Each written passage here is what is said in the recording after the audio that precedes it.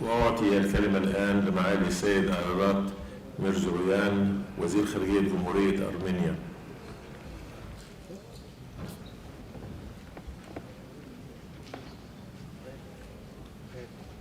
Honorable Secretary General, Honorable President, dear Ministers, Excellencies, friends. Let me first express my gratitude to His Excellency Mr. Abdul Ghaid, the Secretary General of Arab League, and to the President of the current session, His Excellency Foreign Minister of Egypt, Mr. Shukri, as well as to all Member States for the opportunity to address today this distinguished audience. I consider it a symbolic gesture of friendship and mutual respect, and of course, shared history. I would like to start with praising the centuries-old relations between Armenian and Arab nations. We are connected to each other by strong bonds of historical and cultural ties, which continue serving as a basis for current friendly relations, cooperation, and more people-to-people contacts. Throughout history, our nations have lived side by side and shared each other's joys and griefs.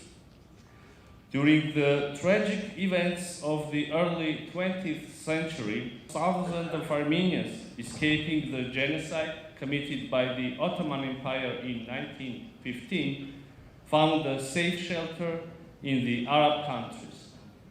During those challenging times, the Armenians were given the freedom to live and create in the host Arab countries. It will never be forgotten by the Armenians. And I am proud to note that our compatriots contributed greatly to the progress and development of those Arab countries in various spheres. I would like to note that Armenia, being a cradle of ancient civilizations, has been preserving also the Islamic heritage. A vivid example of which are the thousands of manuscripts kept in the Armenian Mesrop Mashtots Institute of Ancient Manuscripts, Matenadaran. In the heart of our capital city, Yerevan, we proudly preserve and exhibit Arabic manuscripts, including masterpieces of Arabic calligraphy, such as the first scripts of the Holy Quran, the rare books of religious, philosophic, historiographic, philological content. Armenia and Arab countries also developed close relations and fruitful cooperation on state level. There is full understanding between Armenia and the Arab countries on important issues, including the peace process in the Middle East. Dear colleagues, in our region, Armenia is engaged in talks with Azerbaijan discussing normalization of relations between our two countries, aimed at establishment of peace in the region. I do not want to go into the details of the full-fledged aggressions against the peaceful population of the Nagorno-Karabakh and the sovereign territory of Republic of Armenia. Neither I do want you to find yourselves in the middle of the accusations and fighting. Instead, I would like to draw the general picture of the overall processes. I want to emphasize that Armenia rejects the use of force or the threat of force and is trying to negotiate with the neighbors in good faith and is committed to finding fair solutions to all outstanding issues through diplomatic means. Instead of reciprocating our genuine efforts, Azerbaijan continues its hate speech and xenophobic rhetoric, as well as aggressive and maximalistic actions. In this regard, I would like to touch upon the latest developments. As you know, it has been more than 2 months since Achin Corridor, the only road connecting Nagorno-Karabakh to the outside world, was illegally closed by a group of so-called eco-activists, obviously orchestrated by the Azerbaijani government. Furthermore, Azerbaijan regularly disrupts the electricity and gas supply to Nagorno-Karabakh.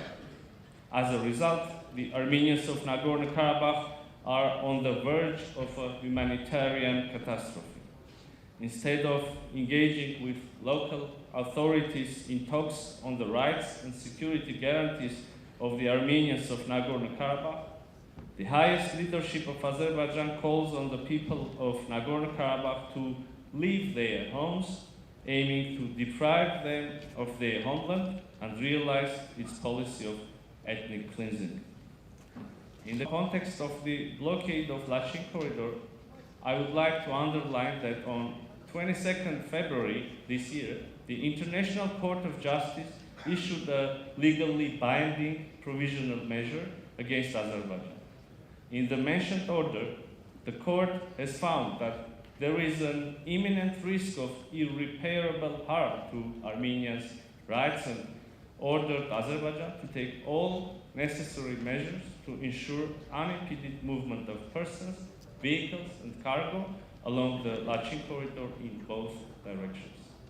Distinguished ministers, unfortunately, our neighboring Azerbaijan continuously manipulates the Armenia-Azerbaijan relations and Nagorno-Karabakh issue on various international platforms, especially those organizations where Armenia is not represented, such as the Organization of Islamic Cooperation and Non-Aligned Movement, trying to give it a religious tone and using the delicate concept of Muslim solidarity. We expect that such attempts will be rejected and will not drag our friendly Arab countries into the field of religious discord. We should prevent any further attempt of giving a religious tone to the pure political and humanitarian disputes.